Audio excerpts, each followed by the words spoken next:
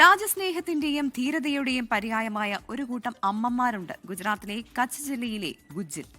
1971 യുദ്ധത്തിൽ പാക് യുദ്ധവിമാനങ്ങൾ ബോംബിട്ട വ്യോമസേനയുടെ റൺവേ 3 ദിനത്തിനുള്ളിൽ നിർമ്മിച്ചത് 300ഓളം സ്ത്രീകൾ ചേർന്നാണ്. പാക് പോർ വിമാനങ്ങൾ പാറിപ്പറക്കുമ്പോഴും ജീവൻ പണയം വെച്ചും അതിവേഗം നിർമ്മാണം പൂർത്തിയാക്കിയ അമ്മമാരിൽ ചിലർ ഇന്നും ഗുജ്ജിൽ ജീവിച്ചിരിപ്പുണ്ട്. അവരെ തേടിയാണ് മുംബൈ പ്രതിനിധി ശ്രീനാഥ് ചന്ദ്രന്റെ യാത്ര.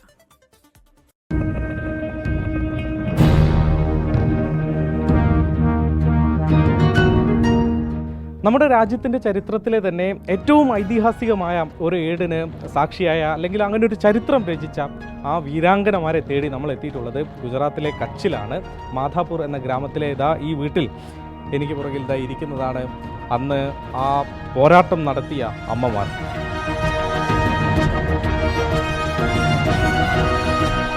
ഭുജിലെ സൈനിക വിമാനത്താവളത്തിലെ റൺവേയിലേക്ക് 30ലേറെ ബോംബുകളാണ് പാക് പോർ വിമാനങ്ങൾ വർഷിച്ചത്. റൺവേ പഴയപടിയാക്കാതെ നമ്മുടെ വ്യോമസേനയ്ക്ക് പറന്നുയരാനോ പറന്നിറങ്ങാനോ കഴിയാത്ത സ്ഥിതി. മാസങ്ങൾ നീണ്ടുപോയേക്കാവുന്ന നിർമ്മാണ ജോലികളാണ് 72 മണിക്കൂറുകൾ കൊണ്ട് 300 പെണ്ണുങ്ങൾ ചേർന്ന് പൂർത്തിയാക്കിയത്.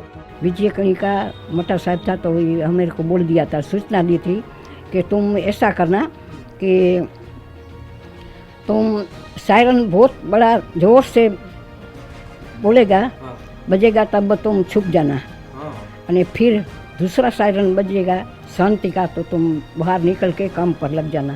हम ऐसा करता था. उस ऊपर हम नीचे काम करता था, पाकिस्तान प्लेन आता था तो हम पाकिस्तान का फ्लाइट ऊपर से आता था. हम कपड़ा हरा रंग का पहन जाता था, कपड़ा हरा रंग का. हाँ, तो क्यों उसको मालूम नहीं कि पर्यावरण है, इधर काम नहीं करती हुए भाई लोग, ऐसा लगता था.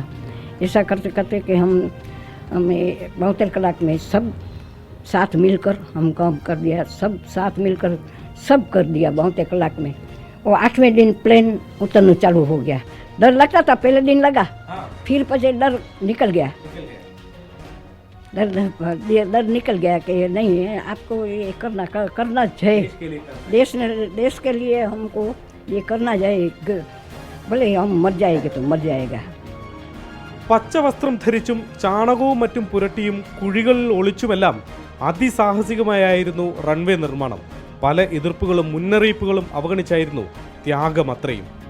સાસુ તો મને બધે નહીં બોલે, ધણી બોલે કે મર જાયગી. પણ મેં કીધું કે મરને વાલે હશે તો ગામ में પણ મર જાયગી, અને જીરી રહી જશે તો એરપોર્ટ में જીરી રહી જવાની. તો સાસુની માની બધેની મનાઈ હતી.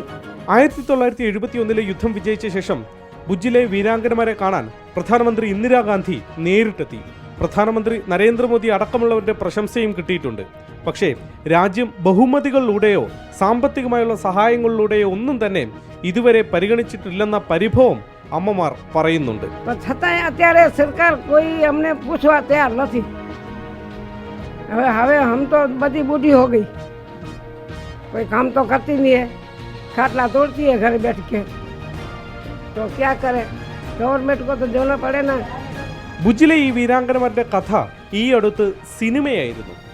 മാധാപൂരിലെ ഈ അവരെക്കുറിച്ചുള്ള ചരിത്രം അത് വരും തലമുറകളോടും നമ്മൾ പറഞ്ഞുകൊണ്ടേയിരിക്കണം. അത്രമേൽ പ്രധാനപ്പെട്ടതാണ് നമ്മുടെ രാജ്യത്തെ സംബന്ധിച്ചിടത്തോളം അവരുടെ സംഭാവനകൾ. മാധാപൂരിൽ നിന്നും വരുൺ വടശ്ശേരിക്കൊപ്പം ശ്രീനാഥ് ചന്ദ്രൻ, 24.